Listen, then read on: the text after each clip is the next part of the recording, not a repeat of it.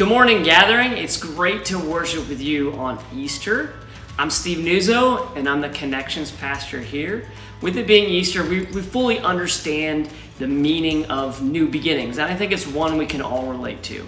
And earlier this week, I sat down with my friend Luke to hear his story. I wanted to share some of that with you this morning. All right, so where did you grow up? Not necessarily where you were born, but where do you call home? Where did you go to maybe like high school, your formative years, wherever you call home?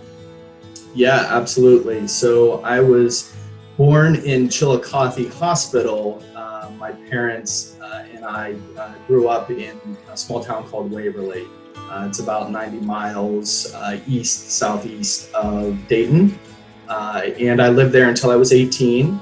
And then I spent the next 10 years in Columbus. And then I spent the next 13 years in Baltimore, Maryland, recently relocating to Centerville in the summer of last year of 19. Awesome. Cool. So how long have you attended the Gathering? Yeah, so I came across the Gathering. It's literally right across the street from my apartment.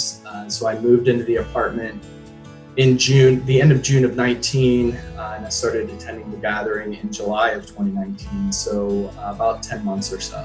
I was born and raised Catholic. Parents were very regimented in going to Mass. We went on Saturday evenings. I attended Catechism, CCD on Sunday mornings as well, all through high school. I learned a lot about the Bible, a lot about Jesus, and what he did for us. But it really didn't stick with me. I saw Jesus as someone who I tried to live like, but outside of that, it wasn't as impactful to me. Remembering all those years ago, and then when I got to college, is where I really strayed from religion. Found other things to do with my time other than to go to church. Share an example of what captures the need and the attitude that you had at that time in your life. What were you identifying your life with? Ever since I can remember, I wanted to go to Ohio State to be in the marching band, which is a dream that I did achieve. That's a great dream. Which is pretty awesome, and I'm really proud of that accomplishment. And I will say that, looking back on it, it was definitely, my focus was definitely on worldly and material things, whether it be recognition, whether it be, that accomplishment of being able to do that in the material world, which, once again, hindsight's 2020, but looking back, that's where I started, not reaching out to follow Jesus and to really grow in my spiritual journey. It's really where I got focused in looking at things materially, for sure. What brought you to decide that you wanted to be a disciple of Jesus, that you wanted to give your life over to him, and not just say, hey, this stuff is, I believe this stuff, but I actually want to start following it? Like, where was that moment for you? Yeah, so that's another great question. So because of some events along the way, I started attending Catholic church again in my mid-30s. I was really struggling with alcohol, and I tried to be self-sufficient in my life, and that wasn't working for me. Right. It just kept bringing me pain and heartache, and it was literally, I was in the hospital the year before and the year before that, and it was literally a life and death decision at that point for me. I had the gift of desperation, and I didn't know who else to turn to. I had semi-talked to some people that were close to me, but I kept a lot of things close to the vest, and that was a huge turning point in my life when I was able to just say, hey, I can't do it alone. I got on my knees in my kitchen and I said, Jesus help me. It was as simple as that, but it was extremely powerful for me.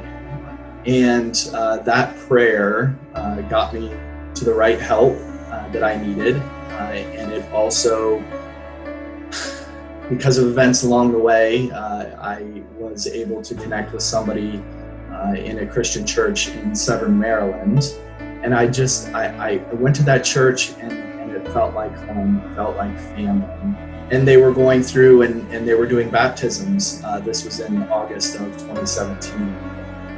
And my roommate at the time, somebody else who was going through recovery with me, we just kind of looked at each other and we said, do you want to do this? And we both looked at each other and said, yeah, we both want to give our lives to Jesus right now. So we ended up getting baptized in that church a couple of years ago, and I still have a lot of close church family back there that I stay in touch with.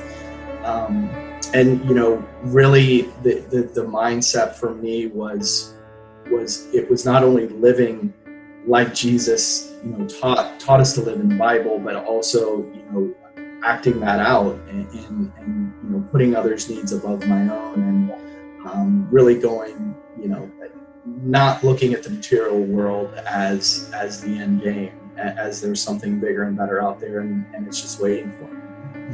The life I lead now is it's still life is life, and it's just amazing how things have just fallen into place.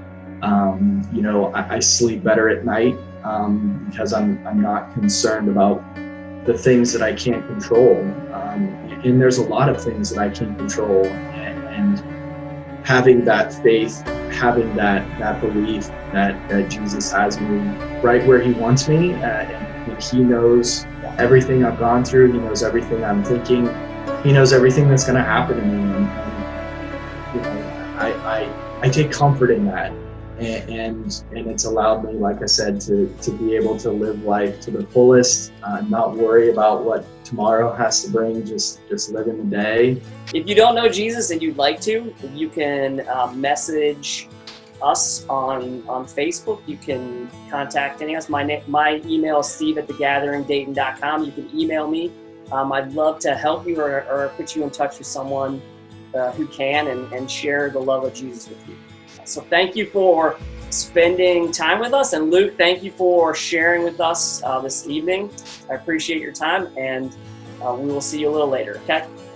My pleasure. Thank you so much, Steve. Appreciate it. If you'd like to watch that full video, we'll post it later on Facebook. Easter is a time of gratefulness towards Jesus Christ, who died on the cross, rose again, and because of that, we can have new life in him. Right now, I want to give you an opportunity to give out of that gratefulness that we have for what Jesus did for us. And we'd like to give to our community that is in need. Right now, if you give to our benevolent fund, 100% of that will go to our partner, Good Neighbor House. And if you don't know who Good Neighbor House is, they've been doing a lot of good things to people in need in our community for a long time. And right now they're hurting because they have lost a lot of their revenue that they normally get.